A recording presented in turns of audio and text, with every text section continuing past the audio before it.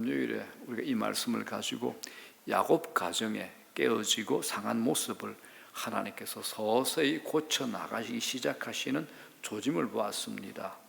그건 평안한 시절을 살아가는 동안에 일어난 일이 결코 아닙니다. 하나님께서 이 깨어진 가정을 고치기 위해서 7년이라는 대흉년을 사용하셨죠. 아버지 야곱은 양식을 얻기 위해서 애굽으로 아들들을 보내야만 하는 상황을 맞닥뜨리게 됩니다. 이 일로 하나님은 22년 전에 형들에게 팔려갔던 요셉 앞에 그 형들을 도로 세우시는 놀라운 상황을 만들어 가십니다. 이제 기억이 나셔야 됩니다. 안 나시면 내가 다시 또 울고 먹어도 되니까 기억하셔야 됩니다.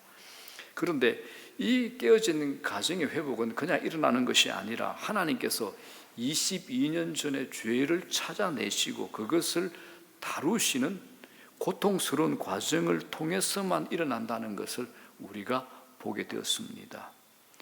이제 하나님께서 야곱의 가정을 회복시키는 것을 더 자세히 볼 수 있습니다.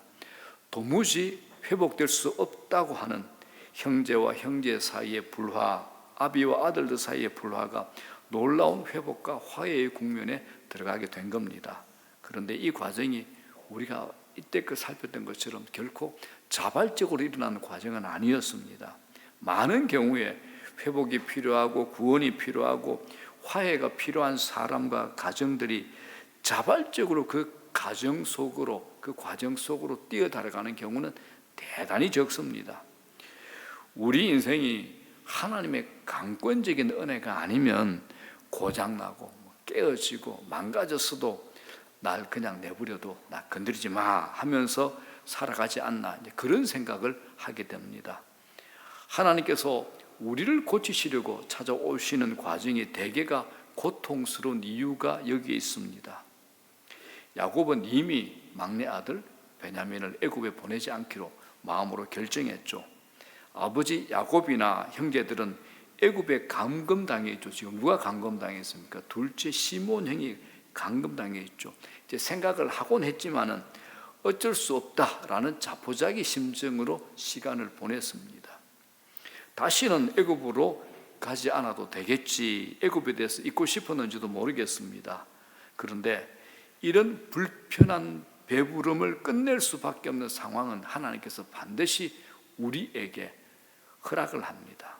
이 무슨 문제가 있습니까? 흉년이 끝나질 않는 겁니다. 양식은 다 떨어져 가지고 원하든 원치 않든 다시 애굽으로 가서 양식을 사와야 되는 상황입니다. 여러분, 이 상황을 한번 자세히 보십시오. 하나님께서 주고자 하시는 구원과 회복을 우리가 얼마나 피하고 싶어 하는가를 본문이 우리에게 잘 보여주고 있는 겁니다. 이건 우리 모든 사람들의 다 한결같은 고백입니다. 하나님께서 우리를 구원하시고 망가지고 깨어진 형상을 회복시키시고 우리 안에 그리스도의 형상이 이루어지게 하심으로써 하나님을 영화롭게 하는 인생으로 하나님께서 우리를 만들어 가시는 겁니다. 그런데 많은 사람들이 그냥 나 구원받았다 하고 그렇게 만족하고 그 전에 살던 그 자리, 익숙한 자리에 그냥 머물려고 하는 관성을 여전히 가지고 있는데 이걸 죄성이라 그럽니다. 거듭난 사람 안에도 이 성향이 그대로 살아 있습니다. 여러분 자신을 한번 살펴보십시오. 내 안에 꺼지지 않는 하나님을 향한 갈망이 여전히 살아 있는가 한번 살펴보십시오. 그렇다면 나를 복종시켜서 하나님께서 내 안에서 역사하시도록 나를 드리고 있는가 보십시오. 그 길이 좀 힘들고 어려워도 나는 그 길을 가고 있는가? 우리 스스로에게 물어봐야 될 질문들입니다. 만일 하나님이 우리네 인생에서 뭔가를 막으시고 꺾으시는 것은 하나님께서 무언가 나에게 주시려고, 나를 만드시려고 찾아오시는 것이 아닌가, 이렇게 생각해 보아야 이게 옳습니다. 대부분 막히고 꺾이면 하나님께서 나 혼내고 나 가난하게 하고 나 힘들게 하려고 그렇게 하시는가, 그러고 자포자기 하는데 절대 그러지 않습니다. 하나님께서 우리 인생에서 뭔가 막으시고 꺾으려고 하시는 것, 하나님께서 찾아오시려고 하는 것, 우리를 회복시키려고 하는 것, 이것이 정답입니다. 만일 흉년이 이때 끝나버렸어요. 먹을 걱정이 없다면 야곱하고 그 아들들이 애굽에 갔겠습니까? 절대 안 갑니다. 그들은 그렇게 깨어진 가정의 아픔을 계속 가지고 살아야만 했고, 시므온은 둘째 아들이지만 우리 형 생각은 하지만 그들의 기억 속에 서서히 사라지고 말 겁니다. 그런데 하나님의 주권은 놀랍죠. 하나님은 아버지 야곱과 더불어 요셉의 그 못된 형제들을 구원하시려고, 치유하시려고 이스라엘의 민족의 조상으로 만드시고야 만다는 겁니다. 지금 우리가 다루고 있는 창세기의 요셉을 팔아먹은 형들과 요셉을 합해서 이스라엘의 12지파, 이스라엘의 조상이 되는 겁니다. 하나님께서 이렇게 이들을 바꾸어 놓고 이렇게 다스리고 만들어가는 겁니다. 그렇기 때문에 우리 자신에게, 물론 아무에게도 함부로 소망이 없다라고 포기하지 마시기 바랍니다. 우리는 그럴 권리가 없습니다. 하나님께서 하십니다. 우리는 당신의 자녀이기 때문에 절대 어떤 경우도 우리를 포기하지 않으실 겁니다. 그건 하나님의 영광과 연결되어 있습니다. 우리는 포기할 권리가 없는 사람들입니다. 우리에게는 소망이 있고 언제나 하나님께 붙잡혀 있고 이끌려 살아간다는 것을 꼭 믿음으로 믿으시기를 바랍니다. 이제 아버지 야곱께서 아들들에게 먹을 것이 떨어졌으니까 다시 애굽으로 가라라고 말합니다. 2절입니다. 다 같이 시작. 그들이 애굽에서 가져온 곡식을 다 먹으며 그 아버지가 그들에게 이르되 다시 가서 우리를 위하여 양식을 조금 사오라. 이때 이제 넷째죠. 유다가 기다렸다는 듯이 다시 한번 아버지에게 자신들이 지금 왜 시므온이 감금되어 있는 애굽으로 가지 못했는지 다시 설명을 합니다. 아버지, 막내 베냐민을 데리고 가야 됩니다라고 얘기를 하죠. 이제는 이제 지겨워졌을 법한 대화를 다시 열게 되는 겁니다. 이때 야곱이 뭐라 그럽니까? 왜 니들이 쓸데없이 막내 베냐민의 존재를 그 사람에게 알려가지고 이런 일을 만드느냐? 이렇게 아버지가 역정을 내는 겁니다. 이 말에 이제 형제들이 발끈하죠. 자기들이 쓸데없이 그 애굽의 총리에게 말을 많이 해서 그렇게 된 것이 아닙니다라고 아버지한테 항변을 하는 겁니다. 자, 7절부터 한번 보겠습니다. 7절. 그들이 이르되 그 사람이 우리와 우리의 친족에 대하여 자세히 질문하여 이르기를 너희 아버지가 아직 살아 계시느냐 너희에게 아우가 있느냐 하기로 그 묻는 말에 따라 그에게 대답한 것이니 그가 너희의 아우를 데리고 내려오라 할 줄을 우리가 어찌 알았으리이까. 그렇죠. 요셉은 누군가 모르잖아요. 그가 너희의 아우를 데리고 내려오라 할 줄을 우리는 아무도 예측하지 못했습니다. 그리고 또 유다가 다시 말을 합니다. 8절 9절 다 같이 읽어볼까요? 시작. 유다가 그의 아버지 이스라엘에게 저 아이를 나와 함께 보내심 우리가 곧 가리니 그러면 우리와 아버지와 우리 어린 아이들이 다 살고 죽지 아니하리이다. 내가 그를 위하여 담보가 되오리니 아버지께서 내 손에서 그를 찾으소서. 내가 만일 그를 아버지께 데려다가 아버지 앞에 두지 아니하면 내가 영원히 죄를 지리이다. 아버지와 우리 아들들 그리고 그 자식들 이렇게 3대가 살 수 있는 길은 베냐민을 우리와 함께 보내는 겁니다. 내가 베냐민의 몸을 담보하겠습니다라고 유다가 말을 합니다. 유다는 넷째거든요. 장자가 아닙니다. 장자 루벤이 아니라 유다가 형제 모두를 대신하여 나서게 됩니다. 이제부터 장자인 루벤이 아니라 유다의 리더십과 장자권이 두드러지게 나타나기 시작을 합니다. 아무런 책임도 지기를 원치 않았던 상황 속에서 넷째 유다가 형제들 앞에 나서서 자기가 베냐민을 담보하겠다고 아버지에게 말을 합니다. 자기 생명으로 막내 베냐민의 생명을 대신하겠다고 아버지에게 약속을 하죠. 이건 자기 생명으로 베냐민의 생명을 대신하겠다는 말입니다. 그런데 이 말이 놀랍게도 아버지 야곱의 마음을 변화시켰습니다. 혼란스럽고 불편한 마음으로 연명을 해오던 야곱의 집안에 유다가 던진 말이 이 가정의 질서를 만들기 시작했습니다. 아버지 야곱의 마음에 결단을 가져오는 계기를 만들어주죠.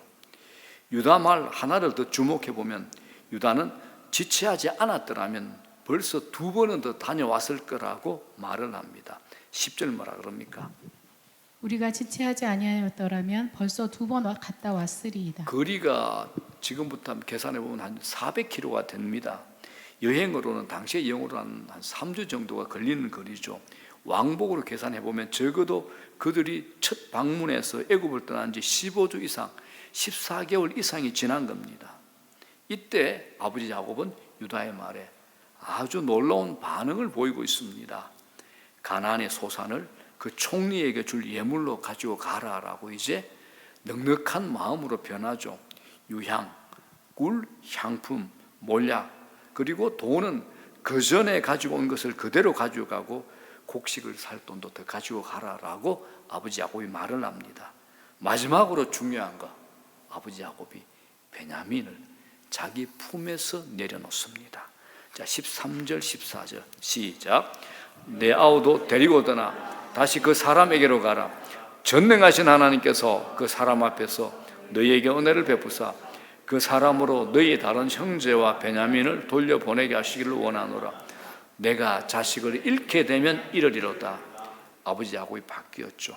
야곱은 지난 4개월 이상을 마음 편하게 있을 수가 없었던 겁니다. 아들들과 모든 가족들이 자기만 쳐다보고 있는 상황이었죠. 그는 다시 한번 이 문제를 가지고 씨름해야 됐고 그 인생 가운데서 하나님이 주시는 마지막 테스트를 통과해야만 했습니다.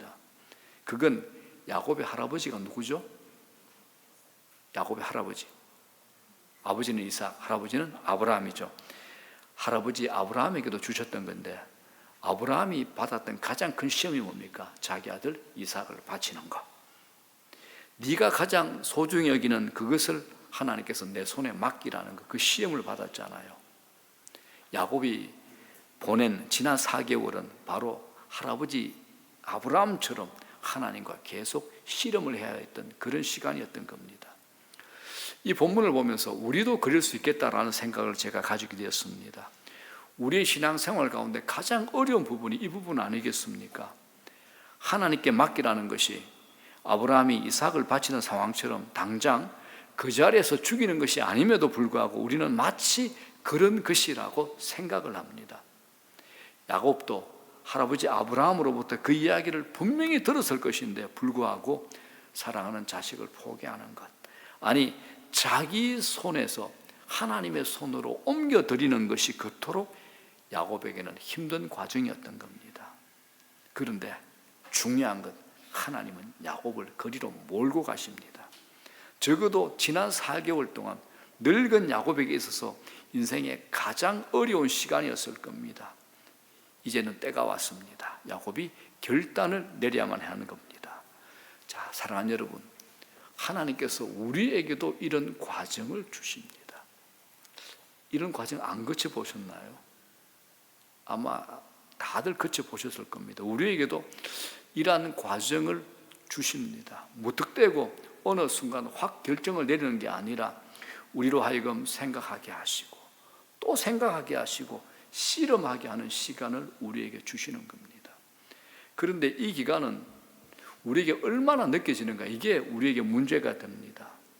사랑하는 여러분, 신앙적으로 불편한 양심을 안고 사는 것은 굉장히 위험한 일입니다. 불편한 양심 말입니다. 거듭난데, 우리 거듭났잖아요. 예수 믿잖아요. 거듭난 사람임에도 불구하고 불편한 양심이 생기는 것은 하나님께서 내게 바라시는 것이 무엇인지 분명히 알고 있음에도 불구하고 내가 그동안 살아왔던 대로, 살던 대로, 앞으로 내가 살고 싶은 대로 살고자 하는 나의 성향과 본성에 나를 맡기고 살아갈 때 이런 일이 일어나는 겁니다. 그렇기 때문에 이 시기가 매우 위험한 시기입니다.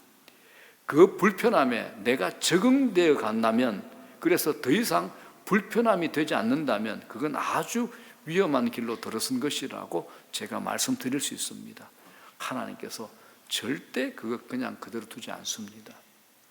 우리는 거듭남을 하나님의 길로 행하는 순종을 통해서 가장 잘 확인할 수 있습니다. 참으로 거듭난 하나님의 자녀들이라면 결국은 자신을 복종시키고 하나님의 분명하게 드러난 뜻 앞에 순종하게 된다는 겁니다. 이것이 바로 오늘 본문에서 야곱이 우리에게 보여주는 모습입니다. 자, 이제 질문이 있죠. 우리에게 베냐민은 무엇입니까? 내게 베냐민은 무엇입니까? 못 놓는 것. 누굽니까? 놓지 못하는 것. 자식입니까?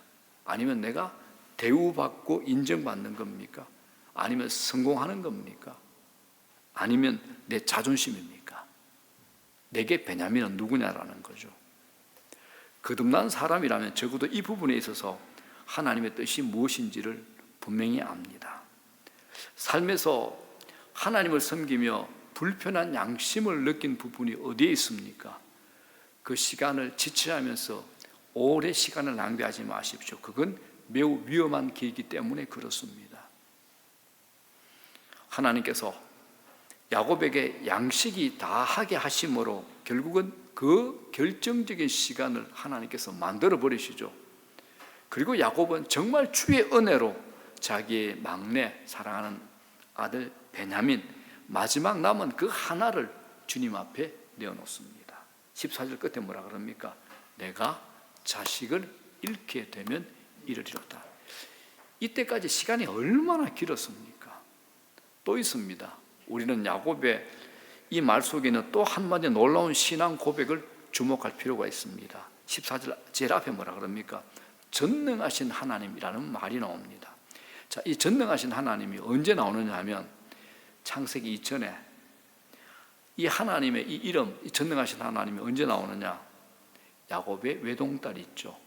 디나가 세겜에서 성폭행을 당했을 때 그의 아들들이 이 세겜성에 있는 사람들 다 보복을 해버리잖아요.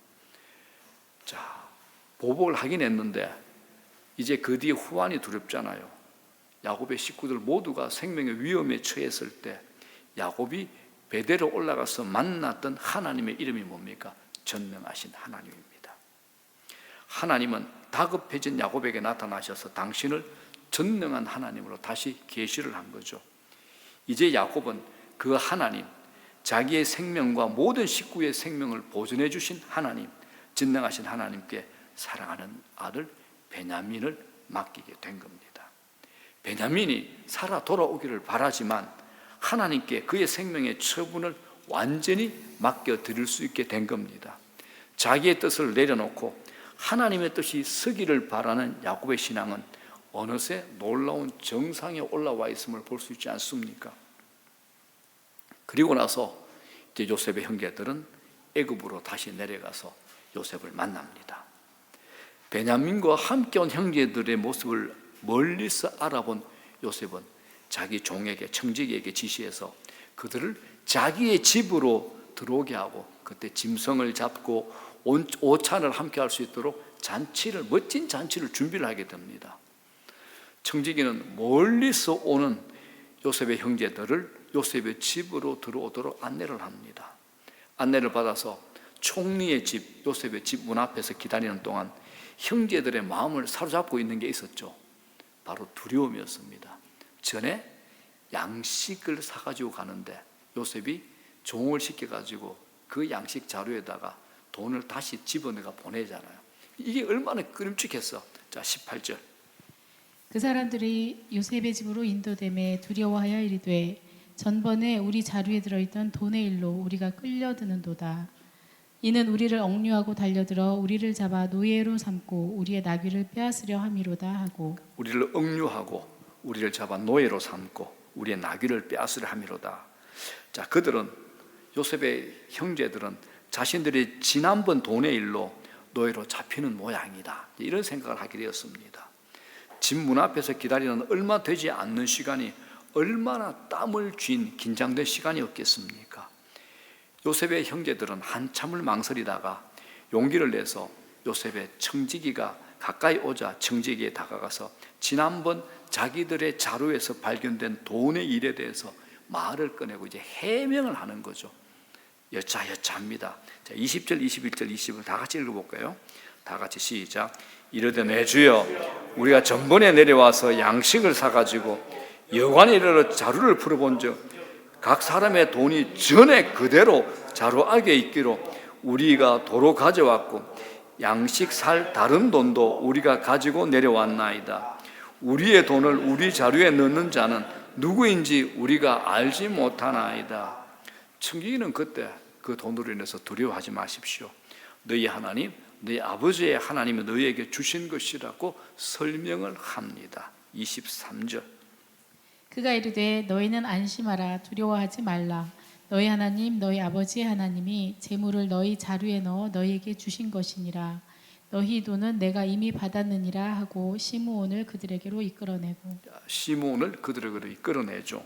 이어서 그들을 요셉의 집으로 인도해 드리고 발 씻을 물도 주고 나귀에게 먹을 것을 줍니다. 그리고는 총리와 함께 오찬을 할 것이라고 설명을 하죠.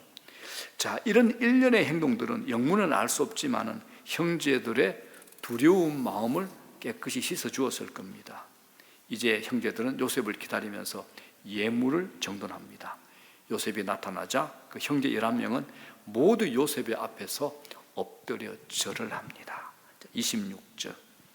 요셉이 집으로 오매 그들이 집으로 들어가서 예물을 그에게 드리고 땅에 엎드려 절하니. 요셉에게 땅에 엎드려 절하니, 이 일에 여러분들 생각나는 사건이 있죠. 뭡니까? 꿈이죠, 그죠? 요셉이 어렸을 때 7살 때 꾸었던 꿈.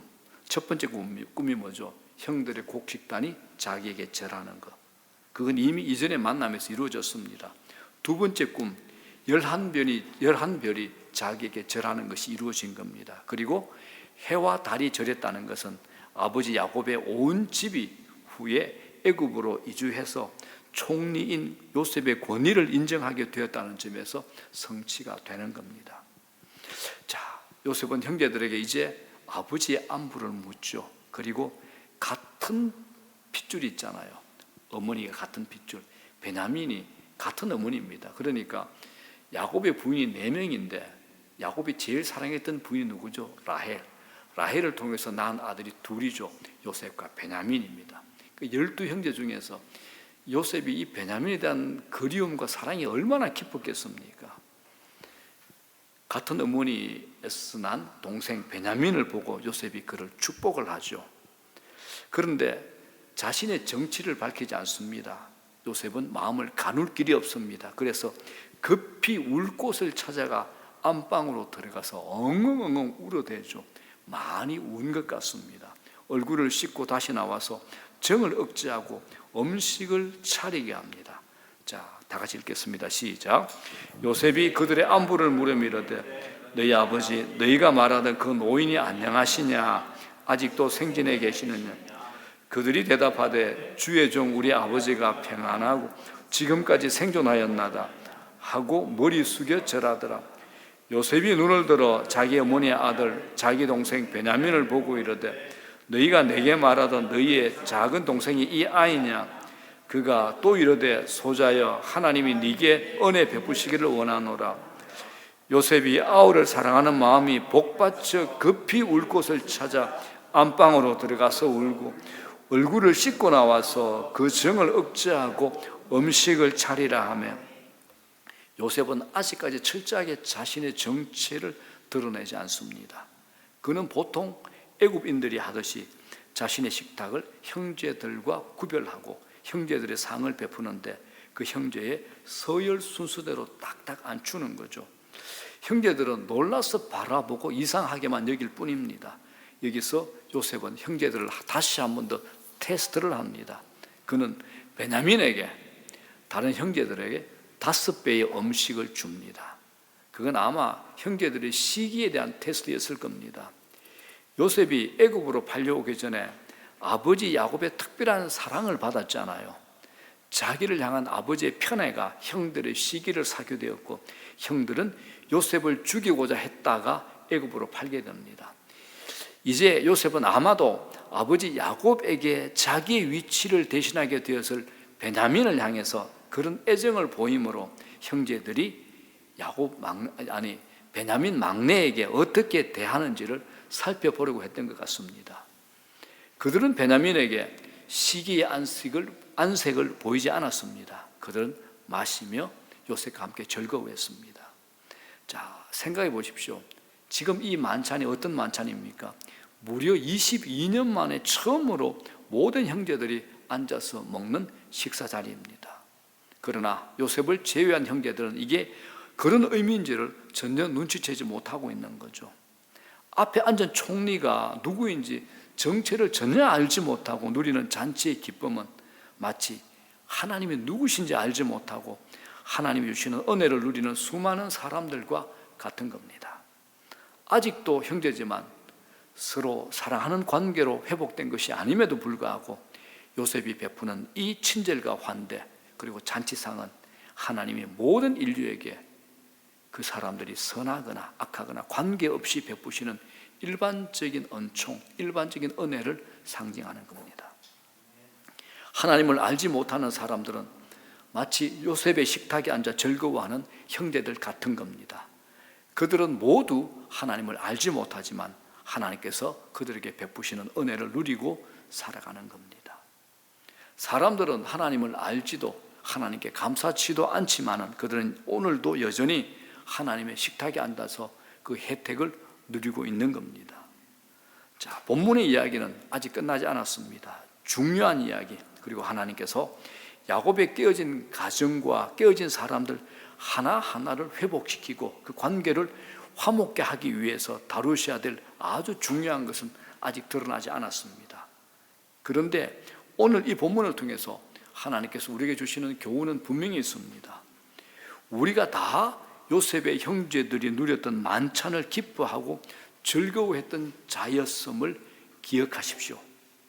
우리는 하나님을 알지 못하고 그리스도를 십자가에 못 박아 죽인 죄인들이지만 하나님께서 우리들에게 온갖 은혜를 다 베풀어 주셨습니다. 그렇기 때문에 우리가 인생을 누릴 수 있었고 주님을 만나는 이 자리까지 올 수 있었던 겁니다. 죄인들을 잔치로 초대하시는 하나님의 자비와 긍휼이 없었을 우리는 이 자리까지 결코 올 수 없었을 겁니다. 그 은혜를 감사치 아니하고 자기가 잘난 줄 알고 누리고 살았던 시절이 있었던 겁니다. 지금 두려움에 떨던 요셉의 형제들은 어느새 긴장이 풀어졌죠. 즐겁게 잔치에 참여하고 있습니다. 그러나 이것이 진짜 하나님께서 그들을 위해서 예비한 모든 축복이 아니었습니다.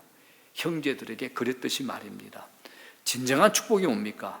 그들이 총리의 정체, 요셉의 정치를 알게 되었을 때 비로소 그들에게 임할 수 있는 거고 진정한 용서가 일어나야만 있을 수 있는 것이기 때문에 그러합니다. 우리는 유다의 말이 어떤 영향을 남겼는지 알고 있습니다. 보았습니다. 이 아들 많은 집에 모든 남자들이 참 말이 없고 무책임한 것 같았습니다. 그러나 유다의 창조적인 그 말은 그 집안의 모든 무책임함과 소극적이며 수동적인 태도, 그런 분위기로 시작한 도무지 어떤 질서도 발견할 수 없는 혼돈 속에 새로운 질서를 만들어가기 시작했다라는 겁니다. 무슨 말입니까? 내 생명으로 베냐민의 생명을 대신하겠습니다. 이 유다의 말이 이전에 베냐민이 돌아오지 못하면 자기 두 아들을 죽이라고 말했던 비현실적이고 극단적인 르우벤의 말과는 완전히 다른 결과를 가져오게 됐던 겁니다. 유다의 말은 책임을 지는 말이었습니다. 아무도 책임지려고 하지 않는데 넷째 아들 유다가 책임을 주겠다고 말을 합니다. 유다의 말은 그렇기 때문에 힘이 있었습니다. 그의 희생적인 각오의 말은 아버지 야곱의 마음에도 결정적인 영향을 끼치게 되었습니다. 그동안 이 문제를 안고 하나님 앞에서 씨름하던 야곱의 마음에 결단적인 영향을 준 것도 아마도 유다의 희생적인 각오의 말이었을 겁니다. 자, 교회도 그렇고 가정도 그렇습니다. 많은 말들이 있습니다. 그러나 유다의 말과 같이 혼돈 속에 창조적 질서를 가지고 무책임한 분위기 속에서 책임을 감당하는 영향력 있는 말은 참 적은 것 같습니다. 하나님께서 우리 모두 유다의 이 말, 유다와 같이 말하는 은혜를 주시기를 오늘 여러분 우리 모두 구할 수 있으면 좋겠습니다. 우리 말 한마디가 사람을 죽이기도 하고 살리기도 하잖아요. 그러면 우리는 우리 말이 유다와 같은 말이어야 됩니다. 여러분의 말로 사람을 살리십시오. 사람을 격려하십시오. 여러분의 말로 사람을 축복하시고 사람을 위로하십시오. 야곱의 희생은 깨어진 가정을 회복하는 데 중요한 도화선이 되었습니다. 하나님이 온 가정을 회복시키는 것을 개개인의 삶을 다루지 않으시면서 하지 않으시는 겁니다. 야곱 한 사람을 오랫동안 빚어오셨던 하나님은 이제 그에게 그의 가장 연약한 부분, 어쩌면 남아있는 마지막 부분이라고 말할 수 있는 그 부분을 다루시죠. 그 부분이 누굽니까? 바로 베냐민입니다. 하나님이 그것까지도 다 다루시는 거죠. 결국 야곱은 베냐민을 전능하신 하나님의 손에 맡깁니다. 야곱의 믿음의 절정입니다. 자, 여기서 우리가 우리 자신을 돌아보면 좋겠습니다. 내가 여전히 붙잡고 있는 것, 하나님의 손에 맡기지 못하는 것, 하나님께 맡기면 어떻게 하실까 봐 겁이 나는 그런 것들이 있습니까? 그것이 무엇이든 내 손에 있는 것보다, 우리 손에 있는 것보다, 여러분의 손에 있는 것보다 전능하고 선하신 하나님의 손에 맡기는 편이 더 안전하고 더 복되고 더 보장된 사실은 그것을 여러분들 믿으십니까? 하나님의 선하심에 대한 여러분의 신뢰는 지금 어디에 걸려있는 것 아닙니까? 언제까지 붙잡고 가시겠습니까? 하나님의 손에 맡기는 사람의 편안함에 대해서 여러분 아십니까? 하나님의 야곱의 희생을 통해서 4개월 동안 지체되는 그 가정의 회복의 여정에 속도를 이제 더하십니다. 우리는 결코 자발적으로 우리의 영적 여정을 정직하게 시작하려고 하지 않는 본성을 가지고 있습니다. 그러더라도 여러분, 하나님께서 신호를 주고 사인을 줄 때, 영적인 감각이 올 때 막판까지 밀리시면 안 됩니다. 끝까지 가시면 안 됩니다. 하나님께서 우리에게 말씀하시는 것을 들으셔야 됩니다. 불편한 양심으로 시간을 더 이상 끌지 말자는 겁니다. 정말 하나님이 우리를 고치시고 우리 안에 그리스도의 선한 형상을 이루시고 은혜를 기대하고 경험을 해보십시오. 경건한 사람으로 만들어지는 은혜를 누리는 우리 모두 되시기를 주의 이름으로 축원합니다.